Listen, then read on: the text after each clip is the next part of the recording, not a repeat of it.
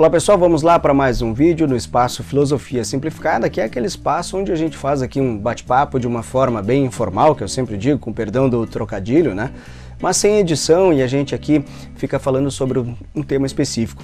O tema que eu escolhi dessa vez é a arte de ser feliz. E olha só, esse é o tema, vamos dizer assim, da parte da filosofia do ano de 2024. E olha só a curiosidade, ele é sugerido pela inteligência artificial.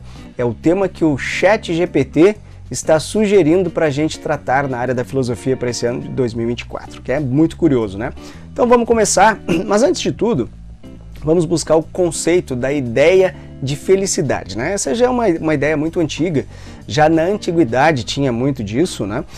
Só que qual era o conceito principal de felicidade? Era aquelas pessoas que tinham sorte. O que é a sorte que eles consideravam, que a humanidade considerava naquela época, era a vida que ia bem, dentro daquele conceito que eles tinham. Então, a partir daí, diversos filósofos começaram a trabalhar sobre o conceito de felicidade, especialmente depois que a filosofia começou a ser decodificada, mais ou menos 700 anos antes de Cristo. Nós vamos pegar aqui um dos primeiros filósofos que trabalhou muito a questão da felicidade, que foi o Aristóteles, né? Já falamos aqui várias vezes do Aristóteles e eu disse que nós iríamos voltar a falar sobre ele, afinal de contas, ele é considerado o filósofo, dentro de todos os filósofos, né? O Aristóteles, ele cunhou um conceito chamado eudaimonia. Eudaimonia é uma ideia de busca pela felicidade plena. Seria aquela ideia final de felicidade. E aí então, o Aristóteles, ele trazia conceitos básicos da vida da gente, como por exemplo assim, que a gente levasse em conta que nós tivéssemos boa saúde, liberdade e fôssemos afortunados, por exemplo. O que é o afortunado? É aquela pessoa que tem alguns bens, algumas posses e que com isso poderia ter uma vida relativamente um pouco mais tranquila com relação à sua liberdade e não estar atrelado à escravidão. Isso nós estamos falando de 350 a.C., né? Então essa era a ideia da boa situação socioeconômica e aquilo que todo aquele conceito social poderia traduzir em felicidade. O Aristóteles foi um dos primeiros que juntou racionalidade e espiritualidade. Ele dizia que a nossa alma é uma alma racional e que com isso o homem nasceu para ser feliz.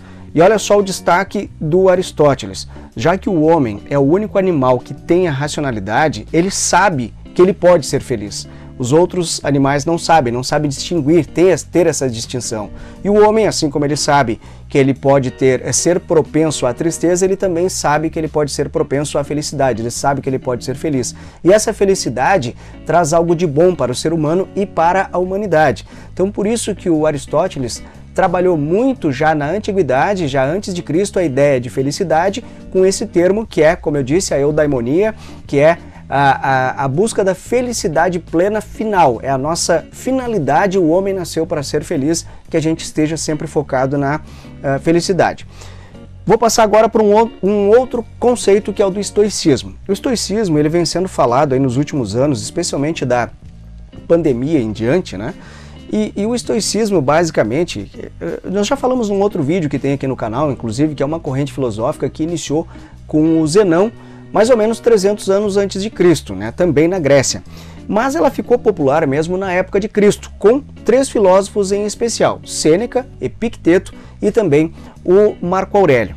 O que o estoicismo traz para a gente? Uma vida indiferente. A ideia de estoicismo é que a gente possa ser indiferente aos problemas que se apresentam à nossa vida. E mesmo assim, a gente não se abate, mas coloca a atenção naquilo que é bom e traz felicidade. A nossa vida nos traz problemas e nos traz felicidade. E o estoicismo diz que nós temos que ser resiliente e colocar o foco justamente na felicidade e não naqueles problemas que a vida pode trazer para a gente. O que o estoicismo prega como uma ideia inicial de vida para a gente? Primeiro, entender que a natureza, as leis da natureza, elas são imutáveis. Tem coisas que não mudam, que nós não vamos mudar, que ninguém vai mudar, porque são leis naturais. Isso a gente precisa entender.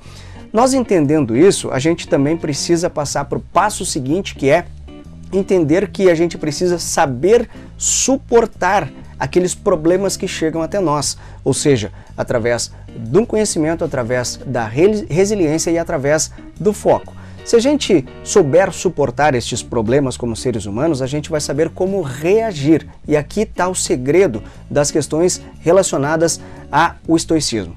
Tira o foco do que é negativo, coloca o foco somente naquilo que nós temos controle, ou seja, tem muita coisa que chega até nós todos os dias e toda hora que a gente não tem controle. Nós não temos controle sobre as atitudes da outra pessoa que está aqui junto conosco, nós não temos controle sobre as atitudes do nosso vizinho, da nossa política, nós não temos controle. A gente pode ser parte participativa, mas nós não temos controle sobre isso. E aquilo que nós não temos controle, a gente aceita, mas a gente tem controle de como a gente reage sobre essas situações. Se uma situação chegou até nós que teoricamente pode nos abater, nos deixar abatido, eu não tenho controle sobre aquela situação, mas eu tenho controle sobre como eu vou reagir.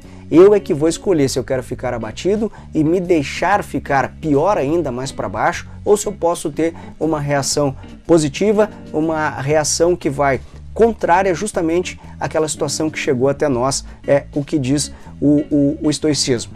A ideia de não se revoltar é o primeiro passo, porque assim a gente consegue ter as ideias concatenadas, a gente consegue ter o foco no equilíbrio e na tranquilidade e na resiliência, e aí começar a ter o nosso poder de reação. Este é nosso, somente nosso. Olha só, por exemplo, uma frase super interessante do estoicismo, lá com Sêneca e também com Epicteto. Sofremos mais na imaginação do que na realidade. Olha só o quanto essa frase é importante para a nossa rotina, para a nossa vida. A gente cria um cenário na nossa mente e esse cenário, normalmente ele é um cenário catastrófico. E na verdade a gente está sofrendo nesse cenário muito mais do que é a realidade, se a gente parar para pensar. Só que às vezes a gente não para refletir justamente essa questão. E este cenário ele pode estar sendo justamente aumentado muitas vezes, que é o que a nossa mente tem a capacidade de fazer, infelizmente.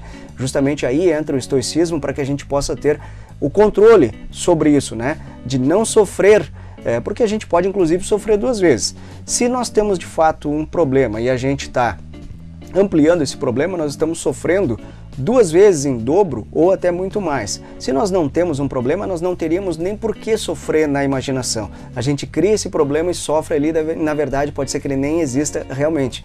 Então isso é muito interessante, a filosofia estoica, para que a gente possa tratar a felicidade nos nossos dias.